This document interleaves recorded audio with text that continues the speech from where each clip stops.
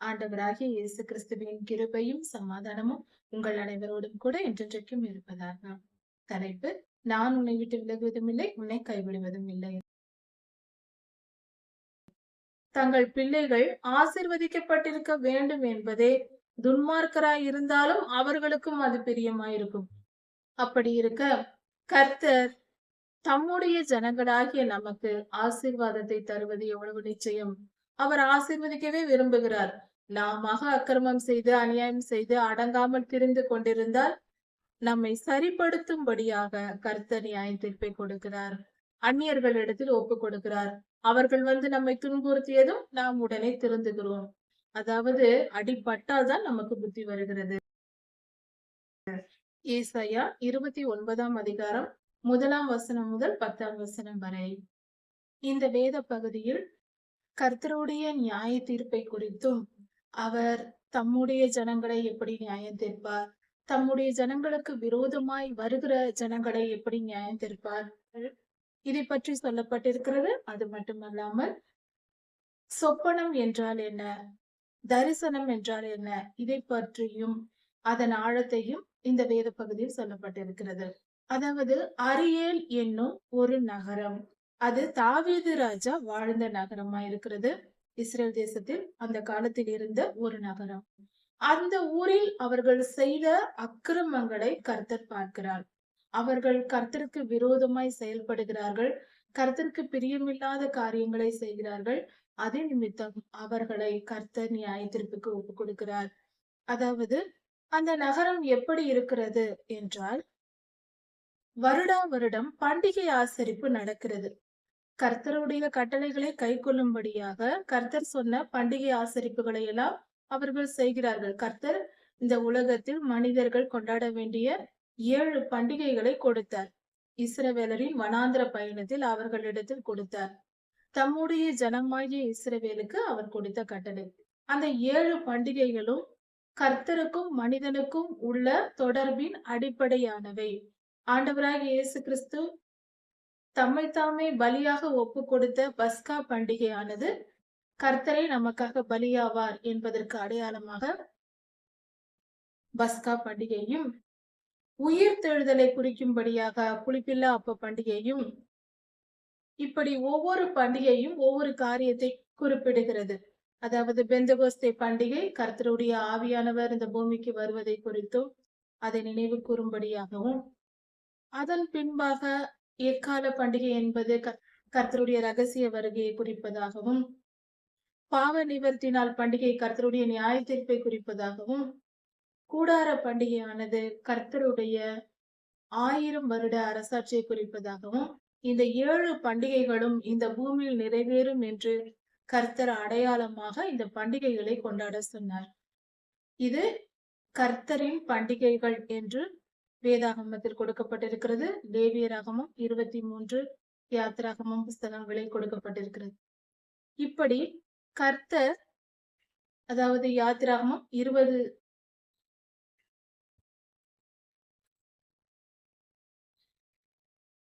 இப்படி கர்த்தர் தமக்கும் மனிதர்களுக்கும் உள்ள உறவின் அடிப்படையில் தான் இந்த பண்டிகை கொண்டாட கொடுக்கப்பட்டிருக்கிறது. அதனால் அதை எல்லோரும் நாம் கொண்டாட வேண்டும். இது இஸ்ரவேலருக்கென்றோ யூதா கோத்திரத்துக்கென்றோ தனிப்பட்ட முறையில் சொல்லப்படவில்லை. அப்படியே சொல்லி இருந்தாலும் அவர்களிடத்தில் கொடுத்த வேதாகமத்தை நாம் வாசிப்பது போல நாமும் இந்த பண்டிகைகளையும் நாம் ஆசரிக்கலாம், தவறில்லை. கர்த்தருடைய நாமத்தை மகிமைப்படுத்தும்படியாக பண்டிகை ஆசரிப்புகள் செய்வதில் ஒரு தவறும் இல்லை. கர்த்தருக்கு கீழ்ப்படிதல் பாவமாகாது. அதனால் இந்த 7 பண்டிகைகளையும் கொண்டாடலாம், கொண்டாட வேண்டும் என்பதே சிறப்பு. அதுதான் நல்லது. அது கர்த்தருக்கு கீழ்ப்படிதலை குறிக்கிறது. இன்னொரு காரியம், இது இஸ்ரவேலருக்கு கொடுக்கப்பட்டது, நமக்கல்ல, நாம் புறஜாதியார் என்று சொல்வோமானால், நாம் புறஜாதியார் தானா, இஸ்ரவேலர் இல்லையா என்பதை முதலில் நம்மால் தெரிந்து கொள்ள முடியுமா என்று யோசித்து பார்ப்போம். நாம் எல்லாம் இஸ்ரவேலர்களாய் இருக்க முடியாது என்று சொல்ல முடியாது. பல தலைமுறைகள், 2000 வருடங்களுக்கு முன்பே உலகெங்கும் இஸ்ரவேலர்கள் சிதறடிக்கப்பட்டார்கள். எல்லா தேசங்களிலும் இஸ்ரவேலர்கள் இருந்திருக்கிறார்கள். அப்பொழுது வந்தவர்கள் நம்முடைய பூர்வீகம் 4, 5 தலைமுறைக்கு முன்பாக என்ன இருந்ததென்று தெரியவில்லை. அப்படி இருக்க நாமும் ஒருவேளை இஸ்ரவேலர்களாக இருக்கலாம். நம்மால் கண்டுபிடிக்க முடியவில்லை என்றாலும் கர்த்தர் அறிவார். அதனால் இஸ்ரவேலர் என்று விசுவாசித்து பண்டிகைகளை கொண்டாடலாமே. வேதாகமத்தை ஏற்றுக்கொள்ளும் போது, வேதாகமத்தில் உள்ள 10 கட்டளைகளை ஏற்றுக்கொள்ளும் போது, வேதாகமத்தில் இருக்கிற மலை பிரசங்கத்தை ஏற்றுக்கொள்ளும் போது, ஆண்டவராகிய இயேசு கிறிஸ்துவை ஏற்றுக்கொள்ளும் போது, கர்த்தரின் பண்டிகைகளாகிய ஆண்டவராகிய இயேசு கிறிஸ்து ஆசரித்த பஸ்கா பண்டிகையை நாம் நினைவு கூறுகிறோம். அவரே பஸ்கா பலியாக வந்தார் என்று ஏற்றுக்கொள்கிறோம். அப்படி இருக்க அவர் தந்த பண்டிகைகளை கொண்டாடுவதில் என்ன தவறு இருக்கிறது? கண்டிப்பாக அதை செய்யலாம், தவறில்லை. தயவு செய்து அந்த நாளில் வீணான சடங்காச்சாரியங்கள் தேவையில்லை. கர்த்தரை நினைத்து அந்த பண்டிகை நாட்களில் நாம் உபவாசித்தோ அல்லது சபை கூடியாவது நாம் ஒரு ஆராதனை செய்வது மிக சிறந்தது. அந்த நாட்களில், பண்டிகை நாட்களில் மற்ற பழக்க வழக்கங்களை செய்யவில்லை என்றாலும் மனதால், இருதயத்தால் கர்த்தரிடத்தில் மனம் திரும்பி அவரை நினைவு கூர்ந்து அந்த பண்டிகைகளை கொண்டாடுவது நல்லது. இந்த அரியேல் என்னும் தாவீது ராஜா வாசம் பண்ணின இடம், தாவீது ராஜா தங்கியிருந்த அரியேல் என்னும் நகரம், அது கர்த்தருக்கு விரோதமாய் செயல்பட்டது. அவர்கள் பண்டிகைகளை எல்லாம் ஆசரித்து வந்தார்கள். ஆனால் அதை மனப்பூர்வமாய் செய்யவில்லை. கர்த்தர் கொடுத்த கட்டளைகளை கீழ்ப்படிந்தார்கள். ஆனால் அவர்களிடத்தில் கர்த்தர் மேல் வைத்த அன்பு இல்லை. கர்த்தருக்கு கீழ்ப்படிதல் இல்லை. அதாவது அவர்கள் செயல்களால் தங்கள் கீழ்ப்படிதலை வெளிப்படுத்தினார்களே தவிர அவர்கள் இருதயமோ அங்கு இல்லை. அதாவது இது எப்படி இருக்கிறது என்றால், வார வாரம் திருச்சபைக்கு சென்று அங்கு கடைசியாக அமர்ந்து கொண்டு ஏதோ ஆராதனை நடக்கிறது என்று எதையும் கவனிக்காமல், ஏதோ கனவு காண்பது அல்லது தூங்குவது இப்படி செய்துவிட்டு வீட்டிற்கு வருகிறார்கள் அல்லவா? அப்படிப்பட்டவர்கள் போன்ற செயல் இவர்கள் செய்தது. கடமைக்கு செய்வது, கடமைக்கு தேவாலயத்துக்கு செல்வது, கடமைக்கு வேதத்தை எடுத்து பார்ப்பது, மனப்பூர்வமாய் அல்ல, மன வாஞ்சையாய் அல்ல. அப்படி அவர்கள் செய்யாமல் கடமைக்கு செய்த சடங்காச்சாரியங்கள், ஆசரிப்புகள் தான் இருந்தது. பண்டிகைகளை ஆசரிக்க வேண்டும். அதை மனப்பூர்வமாய் உணர்ந்து கர்த்தர் எதற்கு கொடுத்தார், எதை நினைத்து நாம் செய்ய வேண்டும் என்ற உணர்வோடு, மனம் திரும்புதலோடு நாம் செய்ய வேண்டிய காரியம் அது. இப்படி அந்த ஜனங்கள் அப்படி செய்ததினால் கர்த்தர் அரியேலுக்கு துக்கத்தை உண்டாக்குவேன் என்று சொல்லுகிறார். அதாவது மனிதர்கள் பாவம் செய்கிறார்கள், இச்சைக்கு இடம் கொடுத்து, பொல்லாத ஆவிகளுக்கும் பொல்லாத மனிதர்களுக்கும் செவி கொடுத்து பாவம் செய்தால், அதாவது பொல்லாத ஆவிகள் ஒரு மனிதன் பாவம் செய்வதற்கு வழி எப்படி வருகிறது என்றால், மனிதர்கள் ஒருவருக்கொருவர் நாம் வைத்திருக்கிற அன்பை தான் பொல்லாதவன் பயன்படுத்துகிறான். நாம் ஒருவரை அன்பு கூறுகிறோம், நண்பர்களாக இருக்கலாம், உறவினர்களாக இருக்கலாம், ஏதோ ஒரு விதத்தில் அன்பு கூறுகிறோம். ஆனால் அந்த மனிதர்கள் பாவம் செய்கிறவர்களாய் இருக்கிறார்கள் என்றால், அவர்கள் செய்த பாவத்தின் நிமித்தம் அவர்களுக்குள் பொல்லாத ஆவிகள் நுழைந்துவிடும். பின்பு அவர்கள் மேல் நாம் வைத்த அன்பை பயன்படுத்தி அவர்கள் மூலமாய் நம்மை பாவம் செய்ய தூண்டும். நாம் முதலில் அதை வெறுத்தாலும் நம் நண்பருக்காக, நம் உறவினருக்காக என்று அவர்கள் மனதை வேதனைப்படுத்தக் கூடாது என்பதற்காக, அவர்களை காயப்படுத்தக் கூடாது என்பதற்காக நாம் அவர்கள் சொல்லை கேட்போம். என் பேச்சு கேட்க மாட்டாயா என்பார்கள். அதுவும் கணவன் மனைவியா இருந்தால் சொல்லவே வேண்டாம். ஒரு மனைவி நல்லவராய் இருக்கிறார், கணவன் தீய மனிதனாய் இருந்தால், பொல்லாத மனிதனாய் இருந்தால், அந்த மனிதன் மூலமாக இந்த ஆவி பேசும். நான் சொல்வதை கேட்க மாட்டாயா, என் பேச்சை நீ கேட்க மாட்டாயா என்று. ஐயோ, நம் கணவர் சொல்லுகிறாரே என்று அந்த பெண் என்ன செய்ய வேண்டியிருக்கும்? மனைவியானவள் கீழ்ப்படிந்து விடுவார். அப்பொழுது என்ன நடக்கும்? அதன் மூலம் அந்த கணவனை வைத்து பாவம் செய்ய தூண்டுகிறது. இப்படி ஏதாவது பொய் பேச சொல்வது, திருட சொல்வது, ஏதாவது ஒரு பாவத்தை புறம்புற வைப்பது, குற்றப்படுத்த வைப்பது, இப்படி கர்த்தருக்கு பிரியமில்லாத காரியங்களை செய்ய வைப்பது, இப்படியெல்லாம் செய்ய வைத்து அதன் மூலமாக ஒரு மனிதனை பாவம் செய்ய வைக்கிறார். அரியேலுக்கு இப்படிதான் நடந்திருக்கிறது. பொல்லாத மனிதர்களை பார்த்து பார்த்து இஸ்ரவேலர்களும் பாவம் செய்கிறார்கள். அவர்களோடு நட்புறவு கொள்வது, அவர்களோடு பெண் கொண்டு பெண் கொடுத்து உறவாடுவது, அதனால் அவர்கள் செய்கிற விக்கிரக ஆராதனைகளையும் விபச்சாரங்களையும் செய்து அவர்களும் பாவிகளாகிறார்கள். இப்படி அவர்கள் பாவிகள் ஆனது நிமித்தம் கர்த்தர் அவர்களை தண்டிக்க நேரிடுகிறது. அவர்கள் செய்த பாவத்தை கர்த்தர் அதற்கு நியாய தீர்ப்பு கொடுக்க வேண்டும். அவர்கள் அறிந்தே செய்கிறார்கள். அப்படி என்றால் அவர்களுக்கு நியாயத்தீர்ப்பு வர வேண்டும். எந்த பொல்லாத ஆவிகளுக்கு அவர்கள் செவி கொடுத்தார்களோ அந்த ஆவிகளிடத்தில் அவர்கள் ஒப்படைக்கப்படுகிறார்கள். நீ யார் பேச்சை கேட்டாயோ அவர்களிடத்தில் போய் அனுபவி என்று அனுப்பி விடுகிறார் கர்த்தர். கர்த்தர் என்ன செய்கிறார் என்றால் தம்முடைய பாதுகாப்பை நீக்கி விடுகிறார். அவ்வளவுதான். நீ யார் பேச்சை கேட்டாயோ அவர்களை உன்னை ஆண்டு கொள்ளட்டும் என்று கர்த்தர் பொல்லாத ஆவிகள் மூலமாய் நமக்கு தீங்கு நேரக்கூடாது என்று கர்த்தர் நம்மை பாதுகாத்து வைக்கிறார். ஆனால் நாம் என்ன செய்கிறோம்? இச்சைக்கு இடம் கொடுத்து கர்த்தருடைய பாதுகாப்பை மீறி, கர்த்தருடைய வார்த்தையை மீறி, பொல்லாதவனுடைய தூண்டுதலின் பேரில் பாவம் செய்கிறோம். அப்பொழுது கர்த்தர் தம்முடைய பாதுகாப்பை விலக்கி விடுகிறார். அப்பொழுது என்ன நடக்கும்? நாம் பொல்லாதவனிடத்தில் மாட்டிக்கொள்வோம். அதனால் மிகுந்த துன்பமும் துயரமும் வரும். பாடு அனுபவிக்கும் போதுதான் நமக்கு அந்த வலி புரியும். நாம் செய்யும் தவறும் புரியும். இப்படிதான் அரியேல் எனும் பட்டணத்திற்கு நடக்கிறது. அந்த நகரமானது இப்படிப்பட்ட துன்பத்தால் அனுபவிக்கிறது, மிகவும் துன்பப்படுகிறது. ஒரு மனிதன் பாவம் செய்வதற்கு காரணம் எல்லாம் சம்பூர்ணமாய் இருக்கும் பொழுது, நிறைவாய் இருக்கும் போது, சந்தோஷமாய் இருக்கும் போது பெருமை வரும். அந்த பெருமையின் நிமித்தம் பாவம் செய்வது. பின்பு பெருமையினால் பாவம் செய்தாயா கர்த்தர் ஒரு அடி போடுகிறார். மிகுந்த துன்பம் வருகிறது. அரியேலுக்கு என்ன நடக்கிறது என்றால், அந்நியர்கள் வந்து அந்த பட்டணத்தை சூழ்ந்து கொண்டு பாளையம் இறங்குகிறார்கள். முற்றுகை போட்டு விடுகிறார்கள். இப்பொழுது அந்த பட்டணத்தை விட்டு ஜனங்கள் வெளியே போக முடியாமல், வர முடியாமல் அங்கேயே இருக்கிறார்கள். உணவுப் பொருள்கள் இருக்கும் வரைக்கும் அந்த பட்டணத்திற்குள்ளே சாப்பிட முடியும். அதன் பின்பு வெளியே சென்று விவசாயம் செய்ய வேண்டும் அல்லவா? அதை செய்ய விடாமல் முற்றுகை சுற்றிலும், அதாவது அந்த காலத்தில் நகரத்தை சுற்றிலும் காம்பவுண்ட் வால் கட்டியிருப்பார்கள். அந்த மதில் சுவரை தாண்டி அவர்கள் உள்ளே வர முடியாது. அவர்கள் சுற்றிலும் வளைத்துக் கொண்டால் இவர்கள் வெளியே போக முடியாது. உள்ளே இருப்பவர்கள் வெளியே போக முடியாது. உணவுப் பொருள் இருக்கும் வரைக்கும் 1 மாதம், 2 மாதம், 3 மாதம் சாப்பிடலாம். அதன் பின்பு மிகுந்த பஞ்சம் உண்டாகும். அநேகம் பேர் பஞ்சத்தால் சாவார்கள். வெளியே போனால் எதிரிகள் கொன்று போடுவார்கள். இப்படிப்பட்ட நிலை அரியலுக்கு வந்தது. ஏன்? இவர்கள் செய்த அக்கிரமம், அவர்கள் கர்த்தருடைய வார்த்தையை மீறி வாழ்ந்த பாவத்தின் நிமித்தம் இப்படி நடந்தது. இப்படி ஒரு நெருக்கமான சூழ்நிலை வரும் பொழுது, அப்பொழுது அந்த அரியலின் ஜனங்கள் தரை மட்டும் தங்களை தாழ்த்துகிறார்கள்.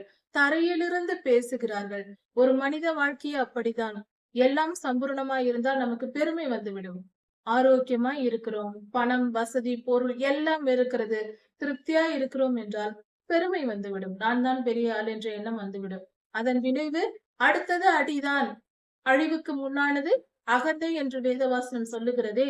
அழிவுக்கு முன்னானது அகந்தை. அகந்தை வந்துவிட்டால் அடுத்தது அழிவு வரும் என்பது பொருள். அழிவு வருகிறது. இப்படியாக கர்த்தருடைய நியாய தீர்ப்பு வருகிறது. பொல்லாத ஆவிகள் அவர்களை, பொல்லாத மனிதர்கள் சூழ்ந்து கொள்ளுகிறார்கள். இவர்கள் மிகவும் துன்பப்பட்டு தரை மட்டும் தாழ்ந்து தரையிலிருந்து தங்கள் சத்தத்தை கொடுக்கிறார்கள். விழுந்து கிடக்கிறார்கள் தரையிலே. எவ்வளவு நேரம் பசி தாங்க முடியும்? உட்கார முடியாமல், நடக்க முடியாமல் எல்லாரும் படுத்து சுருண்டு கிடக்கிற ஒரு நிலை வருகிறது.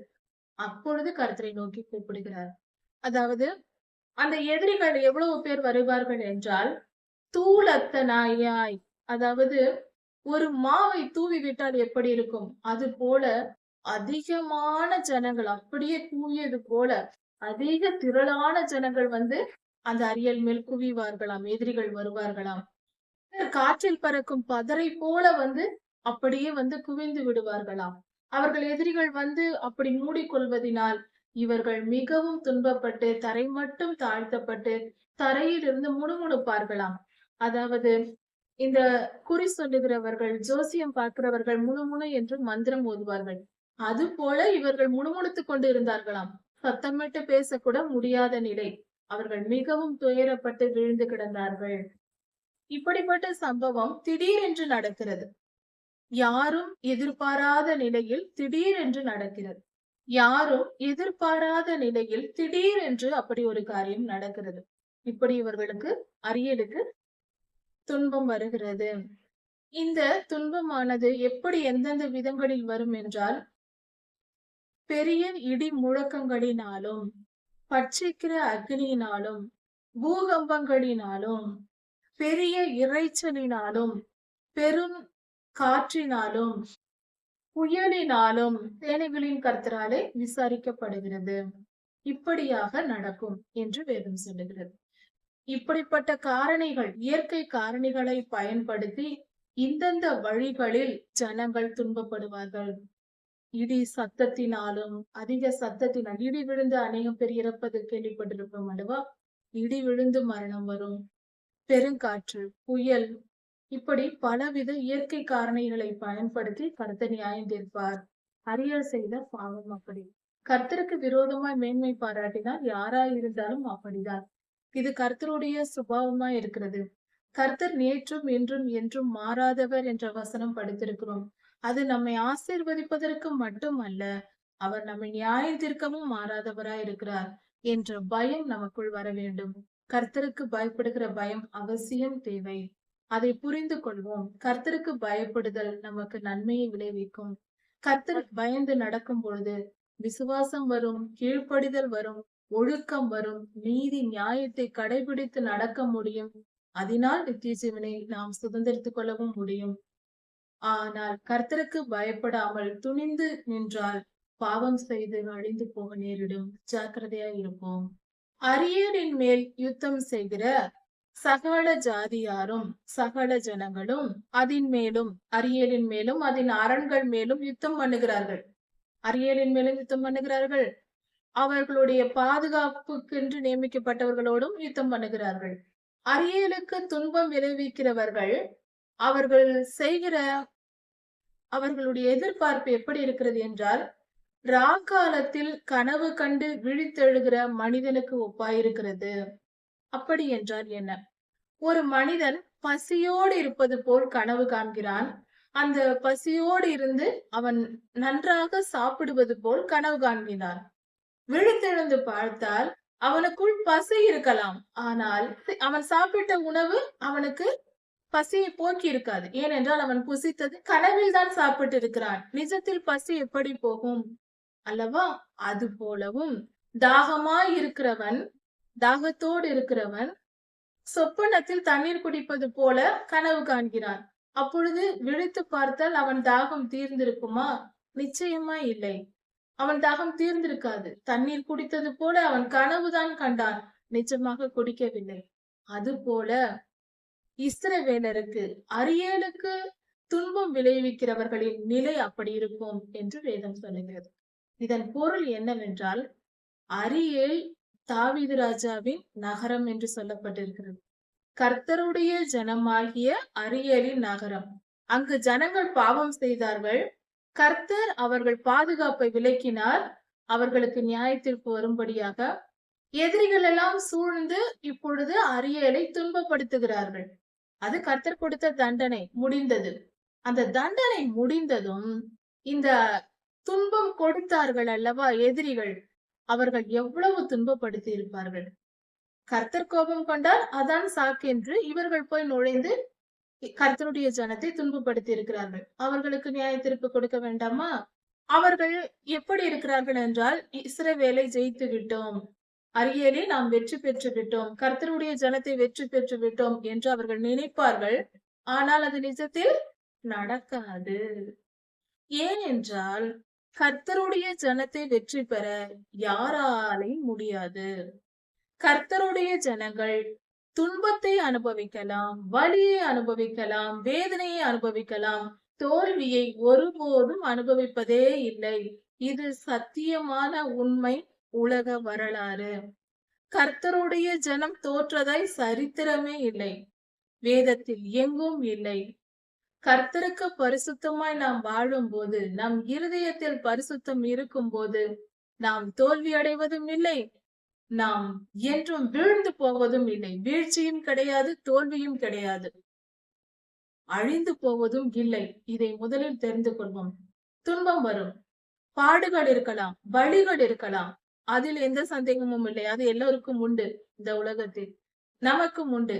ஆனால் தோல்வி என்பது நிச்சயம் கிடையாது.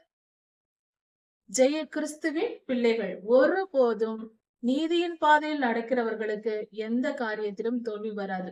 அவர்கள் செய்யும் செயல் சரியா இருக்கும் பொழுது, கர்த்தருடைய ஜனமாய் இருந்து அவருடைய வார்த்தைக்கு கீழ்ப்படிந்து அவர்கள் நடக்கும் பொழுது தோல்வி எப்படி வரும்? வரவே வராது. கர்த்தரே சகலத்தையும் வெற்றி பெற செய்வார். அதை நாம் புரிந்து கொள்வோம். இப்படி இருக்க கர்த்தருடைய ஜனத்துக்கு விரோதமாய் எழும்பி அவர்களை துன்பப்படுத்தினவர்கள் இவர்களை வீழ்த்தி விடலாம் என்று கனவு கண்டார்கள். அதாவது பசியாய் இருக்கிறவன் சாப்பிடுவது போல கனவு கண்டது போல. கனவில் சாப்பிட்டால் பசி தீருமா? கனவில் தண்ணீர் குடித்தால் தாகம் தீருமா? நடக்காது அல்லவா? அது போல கர்த்தருடைய ஜனங்களை வெற்றி பெறவும் அவர்களை வீழ்த்து அழுத்தி போடவும் இஸ்ரவேலை வீழ்த்த முடியும் என்று சொல்லுகிற யாரும் அவர்கள் கனவு இப்படிப்பட்ட கனவு, நிறைவேறாத கனவு, அர்த்தமற்ற கனவு. இந்த ஒரு காரியத்தை தெரிந்து கொள்வோம். கர்த்தருடைய ஜனத்தை வெல்ல எந்த மனிதனும் பிறக்கவும் இல்லை, பிறக்க போவதும் இல்லை. நாம் கர்த்தருக்கு பரிசுத்தமாய் வாழும் வரைக்கும் நம்மை வெற்றி பெற உலகத்தில் ஒரு மனிதனும் இல்லை. பரிசுத்தத்தோடு முன்னடி எடுத்து வைத்தால் எல்லாவற்றிலும் வெற்றிதான். கர்த்தருக்கு கீழ்ப்படிந்து நாம் வாழும் பொழுது நம் வாழ்க்கையில் தோல்வி என்ற வார்த்தையை அழித்து விடலாம். நிச்சயம் வெற்றிதான், சகலத்தையும் வெற்றிதான். ஆனால் இன்ப துன்பம் உண்டு. இன்பமாகவே வாழலாம் என்று சொல்லவில்லை. அநேக துன்பங்கள் வரும். மற்றவர்களை விட அதிகமாக கூட துன்பங்கள் வரும். புறஜாதியார் படும் துன்பத்தை விட கர்த்தருடைய ஜனங்கள் துன்பப்படுவார்கள் தான். அதில் எந்த சந்தேகமும் இல்லை. பொல்லாதவன் விட மாட்டான், துன்பப்படுத்துவான். ஆனாலும் நம்மளை வெற்றி பெற முடியாது, ஒன்றும் செய்ய முடியாது. எவ்வளவு துன்பம் வந்தாலும் கர்த்தர் நம்மை காப்பாற்றுவார், நம்மை வெற்றி பெற செய்வார். 7ஆம் வசனம் 8ஆம் வசனம் இது இரண்டையும் வைத்து ஒரு மிகப்பெரிய ரகசியத்தையும் நாம் தெரிந்து கொள்ளலாம். அதாவது இந்த இடத்தில் என்ன சொல்லப்பட்டிருக்கிறது? சீயோன் மலைக்கு எதிரே யுத்தம் பண்ணுகிற யாவரும் தோற்று போவார்கள், வெற்றி பெறுவதில்லை என்று சொல்லப்பட்டிருக்கு. சரி, இந்த சொப்பனத்தை குறித்து பேசும்போது 7-8 வசனங்களில் சொப்பனத்தை குறித்து ஒரு காரியம் சொல்லப்பட்டிருக்கிறது. அதில் ஒரு ஆழமான சத்தியம் ஒன்று உண்டு. ராக்கால தரிசனங்களில் சொப்பனம் என்று சொல்லப்பட்டிருக்கிறது. ராக்கால தரிசனமாகிய சொப்பனம் என்று வேதம் சொல்லியிருக்கிறது. இதன் பொருள் என்ன? ராக்காலத்தில் சொப்பனம் வரும். அந்த ராக்கால சொப்பனத்தில் வருகிற கனவு என்பது அதுதான் சொப்பனம் என்று சொல்லுகிறோம். கர்த்தர் தரும் தரிசனம். கர்த்தர் தரும் தரிசனம் உண்மையாயிருக்கும், அது நிறைவேறும். 3 விதமான தரிசனங்கள் உண்டு, நாம் அறிந்தது. ஒன்று, நம் மாம்சத்தின்படி நினைவுகளின் அலைகளால் ஏற்படுகிற சில பாதிப்புகளினால் நம் கனவு வரும். அது மாம்சத்தில் தோன்றுகிறது, அது நிறைவேறாது. அதே போல பொல்லாதவன் தரிசனங்களை கொடுப்பான், அதுவும் நிறைவேறாது. கெட்ட காரியங்களை நாம் பாவம் செய்யும் போதோ பாவத்தின் நினைவுகளால் பாதிக்கப்படும் பொழுதோ கெட்ட கனவுகள் வரும். அதாவது கெட்ட கனவு என்றால் நிறைவேறாத கனவுகள் வரும். அப்படிப்பட்ட கனவுகள் நிறைவேறாது, அதனால் அதுவும் விட்டுவிட வேண்டும். கனவில் பரிசுத்தமானது கர்த்தர் தரும் தரிசனம். அது கர்த்தர் மனிதனிடத்தில் எதை சொல்ல வேண்டும் என்று விரும்புகிறாரோ அதை சொல்லுவார். அப்படி கர்த்தர் சொல்லுகிற அந்த காரியம் நாம் பகலில் நாம் ஜெபித்து அவரிடம் பெற்றுக்கொள்ள முடியாத ஒரு ஆவிக்குரிய பலனற்ற நிலையில் நாம் இருக்கும் பொழுது நம்மை தூங்க வைத்து கர்த்தர் தரிசனமாக நமக்கு கொடுப்பார், கனவாக கொடுப்பார். அப்படி நாம் தூங்கும் போது அமைதியா இருப்போம், மாம்சம் அமைதி அடைகிறது, ஆவியில் அந்த காரியத்தை சொல்லி விடுவார் கர்த்தர். இப்படி நமக்கு சொல்லப்படும் அந்த செய்திகளானது கர்த்தர் நமக்கு தருகிற வார்த்தையா இருக்கிறதினால் அது நிச்சயம் நிறைவேறும். திராட்சரசம் குடித்ததினால் தத்தளிப்பாகவும் மதுபானம் குடித்ததினால் தள்ளாடியும் திரிவது போல, ஆனால் எதுவும் குடிக்காமலேயே இவர்கள் தள்ளாடி திரிகிறார்கள் என்று வேதம் சொல்லுகிறது. அப்படிப்பட்ட நிலையை ஆண்டவர் கொடுப்பாராம். கர்த்தருக்கு விரோதமாய், கர்த்தருடைய ஜனங்களுக்கு விரோதமாய் எழும்பின மனிதர்களுக்கு பிரமியுங்கள், திகையுங்கள் என்று கர்த்தர் சொல்லுகிறார். கர்த்தர் உங்கள் மேல் கன நித்திரையின் ஆவியை வரப்பண்ணி, கர்த்தர் கன நித்திரையின் ஆவி என்று ஒன்றை சொல்லுகிறார். அந்த ஆவி வரும்போது அவர்கள் மயக்கம் கொண்டு உங்கள் கண்களை அடைத்து உங்கள் ஞான திருஷ்டிக்காரர்களாகிய தீர்க்கதரிசிகளுக்கும் தலைவர்களுக்கும் முக்காடு போடுவார் என்று சொல்லப்பட்டிருக்கு. அப்படி என்றால் தலைவர்களும் தீர்க்கதரிசிகளும் ஒரு தேசத்தை வழி நடத்துகிறவர்கள். தீர்க்கதரிசிகள் சொல்வதை கேட்டு தலைவர்கள் தேசத்தை ஆளுகை செய்ய வேண்டும். அப்பொழுதுதான் ஜனங்கள் நல்லபடியாக வாழ முடியும். ஜனங்கள் தவறு செய்யும் பொழுது தலைவர்களையும் தீர்க்கதரிசிகளையும் வைத்து கர்த்தர் வழி நடத்துவார். ஆனால் இவர்கள் செய்த அரியேலின் பாவத்தின் நிமித்தம் கர்த்தருடைய ஜனத்துக்கு விரோதமாய் எழும்பின இந்த எதிரிகளின் கூட்டத்திற்கு கர்த்தர் என்ன சொல்லுகிறார்? உங்கள் ஞான திருஷ்டிக்காரர்களும் தீர்க்கதரிசிகளுக்கும் கர்த்தர் முக்காடு போட்டார். அவர்களே இந்த போதையில் இருப்பது போல தள்ளாடி மதுபானம் குடித்தவர்களைப் போல கண்கள் மறைக்கப்பட்டு தள்ளாடி திரிகிறார்கள். அவர்களே நிதானத்தில் இல்லை என்றால் மற்றவர்களை எப்படி வழிநடத்த முடியும்?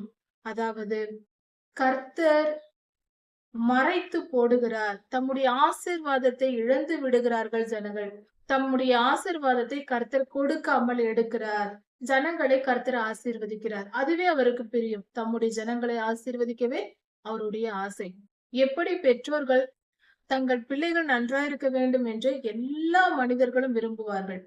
எவ்வளவு பொல்லாத மனிதனாய் இருந்தாலும் தங்கள் பிள்ளைகள் ஆசீர்வதிக்கப்பட்டிருக்க வேண்டும் என்பதே, துன்மார்க்கராய் இருந்தாலும் அவர்களுக்கும் அது பிரியமாயிருக்கும். அப்படி இருக்க கர்த்தர் தம்முடைய ஜனங்களாகிய நமக்கு ஆசீர்வாதத்தை தருவது எவ்வளவு நிச்சயம். அவர் ஆசீர்வதிக்கவே விரும்புகிறார்.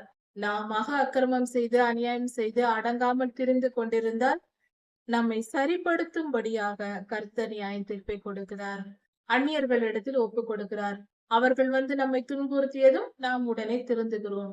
அதாவது அடிபட்டால்தான் நமக்கு புத்தி வருகிறது. அதனால் கர்த்தருக்கு பிரியமாய் நடப்போம், கர்த்தருக்கு கீழ்ப்படிந்திருப்போம். எவ்வளவு நல்வாழ்க்கை இருந்தாலும் மனிதனுடைய வாழ்க்கையில் மிகவும் துன்பம் வரும்போதும், மிகவும் வேதனைப்படும் போதும், மிக சந்தோஷமாய் இருக்கும் போதும் ஜாக்கிரதையா இருக்க வேண்டும். இந்த சூழ்நிலைகளில் தான் பாவம் நம்மை தொடுவதற்கு அதிக வாய்ப்பு இருக்கும். அதிக துன்பத்தில் இருக்கும் போது கர்த்தரை தூஷித்து விடுவோம். அதனால் ஜாக்கிரதையா இருக்க வேண்டும். அதிக சந்தோஷத்தில் இருக்கும் போது பெருமைப்பட்டு விடுவோம். அதனால் இரண்டும் பாவமே. அதனால் ஜாக்கிரதை உள்ளவர்களாய் நிதானமாய் எப்பொழுதும் இருக்க வேண்டும். அதனால் கர்த்தருக்கு பயந்து, கர்த்தருக்கு கீழ்ப்படிந்து, நிதானமாய் நடந்து கர்த்தருடைய ஆசீர்வாதத்தை பெற்றுக்கொள்வோம். நித்திய ஜீவனை சுதந்திரித்துக் கொள்வோம். கர்த்தர் உங்களை ஆசீர்வதிப்பாராக. இதன் தொடர்ச்சியை அடுத்த செய்தியில் பார்க்கலாம். மாரநாதா.